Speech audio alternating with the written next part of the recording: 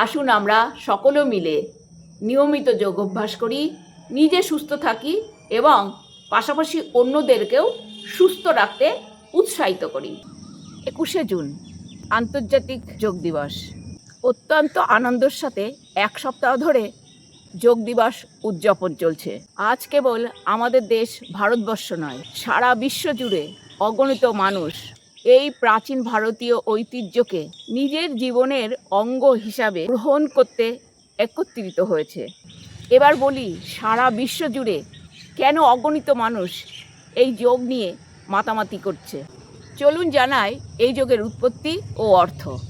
যোগ আমরা কেন করব, আর আজকের দিনে যোগের প্রয়োজনীয়তা কী? যোগ শব্দটি সংস্কৃত যজু ধাতু থেকে এসেছে, যার আক্ষরিক অর্থ হলো যুক্ত করা বা মিলন। এটি মানুষের শারীরিক, মানসিক, আধ্যাত্মিক চেতনের মিলনের প্রতীক। প্রায় 5000-এরও বেশি সময় আগে আমাদের মুনি ঋষিরা এই যোগ অভ্যাসের সূচনা করেছিলেন। 2014 সালে 27শে সেপ্টেম্বর সংযুক্ত রাষ্ট্রসংঘে এই যোগ দিবস উদযাপনের প্রস্তাব রেখেছিলেন। এই প্রস্তাব দেওয়ার কিছুদিন বাদে ভারত সরকারকে রাষ্ট্রসংঘ জিজ্ঞাসা করেছিলেন যে কোন দিনটিকে অন্তর্রাষ্ট্রীয় যোগ দিবস হিসাবে ঘোষণা করা যেতে পারে। ভারত সরকার স্বামী রামদেবের সাথে কথা বলে পতঞ্জলি যোগপীঠে এই দিনটিকে ঠিক করা হয়েছিল, কারণ জ্যোতিষ বিজ্ঞানগত দিক থেকে উত্তর গোলার্ধ 21শে জুন বছরের দীর্ঘতম দিন। এই দিনটিতে সূর্য দীর্ঘ সময় আকাশে থাকে, যা প্রকৃতিতে আলো ও শক্তির প্রাচুর্য বোঝায়। আর আমাদের ভারতীয় সংস্কৃতি ও আধ্যাত্মিক চিন্তাধারায় এই সূর্য হলো শক্তি ও স্বাস্থ্যের প্রধান উৎস।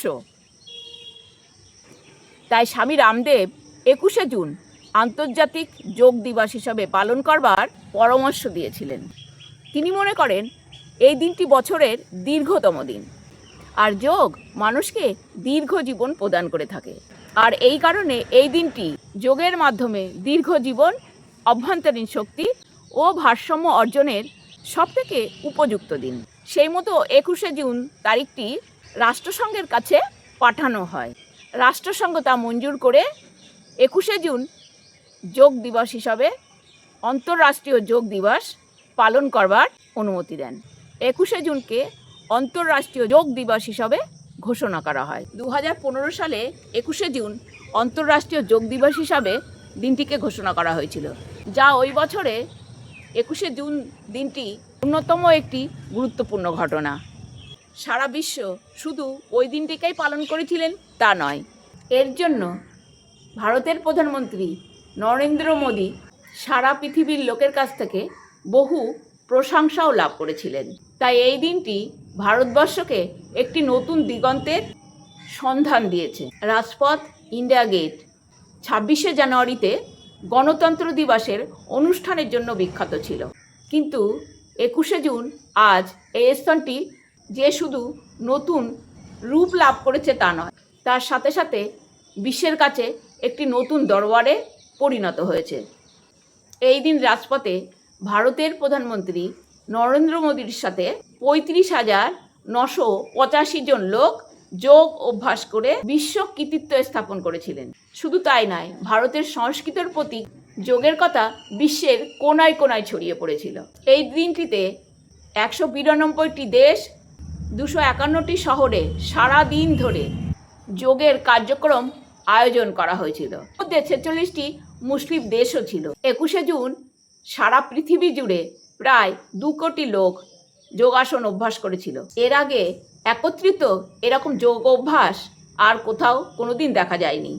প্রধানমন্ত্রী নরেন্দ্র মোদী দিল্লির রাজপথে সকলের সঙ্গে যোগ অভ্যাস করে সারা পৃথিবীকে অবাক করে দিয়েছিলেন। এই গৌরবশালী ক্ষণ ভারতের গৌরব শতগুণে বৃদ্ধি করেছিল।